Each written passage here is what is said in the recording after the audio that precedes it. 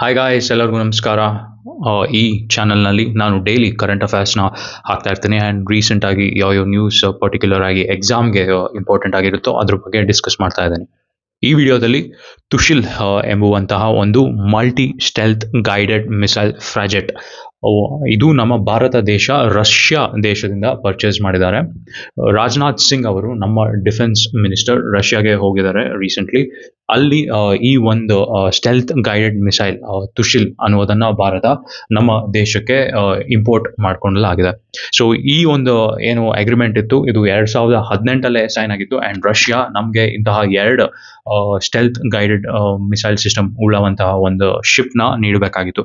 But ಹಲವಾರು ಕಾರಣಗಳಿಂದ Russia ಮತ್ತು ಯುಕ್ರೇನ್ ವಾರ್ ಕೂಡ ಕಾರಣವಾಗಿತ್ತು. ಸೊ ಇದರಿಂದ ಈ ಒಂದು ಪರ್ಚೇಸ್ ಡಿಲೇ ಆಗ್ತಾ ಇತ್ತು.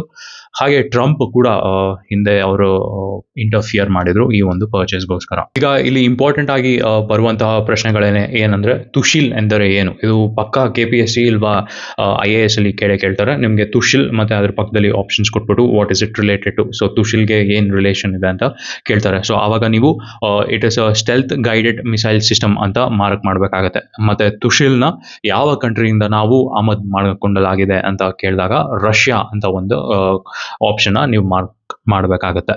ಹಾಗೆ ಕ್ವಶನ್ ಏನಂತ ಬರ್ಬೋದು ಅಂದ್ರೆ, ಸ್ಟೆಲ್ತ್ ಗೈಡೆಡ್ ಮಿಸೈಲ್ ಫ್ರಾಜೆಟ್ ಅಂದರೆ ಏನು ಅಂತ.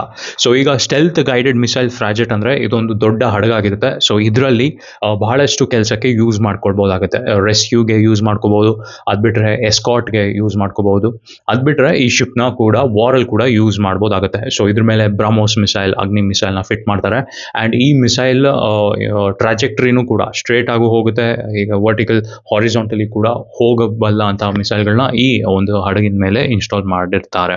ಆ್ಯಂಡ್ ಇನ್ನೊಂದು ಮುಖ್ಯವಾದ ಇಂಪಾರ್ಟೆಂಟ್ ಆಸ್ಪೆಕ್ಟ್ ಈ ಹಡಗಿನ ಬಗ್ಗೆ ಅಂದರೆ, ಇದು ರೆಡಾರ್ ಅಲ್ಲಿ ಎಲ್ಲೂ ಕೂಡ ಡಿಟೆಕ್ಟ್ ಆಗಲ್ಲ ಅಂತ ಒಂದು ಟೆಕ್ನಾಲಜಿನ ಈ ಒಂದು ಹಡಗಿನಲ್ಲಿ ಅಳವಡಿಸಿರ್ತಾರೆ.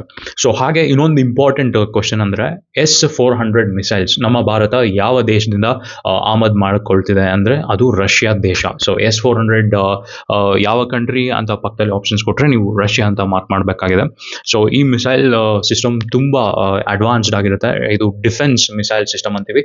ಈಗ ಬೇರೆ ಕಂಟ್ರಿ ನಮ್ಮ ದೇಶದ ಮೇಲೆ ಮಿಸೈಲ್ ಲಾಂಚ್ ಮಾಡಿದ್ರೆ ಅದನ್ನ ತಡೆಯುವಂತ ಮಿಸೈಲ್ಸ್ ಇದು. ಸೊ ಆ ಕಡೆಯಿಂದ ಮಿಸೈಲ್ಸ್ ಬರ್ತಿದೆ ಅಂದ್ರೆ ಈ ಕಡೆಯಿಂದ S-400 ಲಾಂಚ್ ಆಗುತ್ತೆ.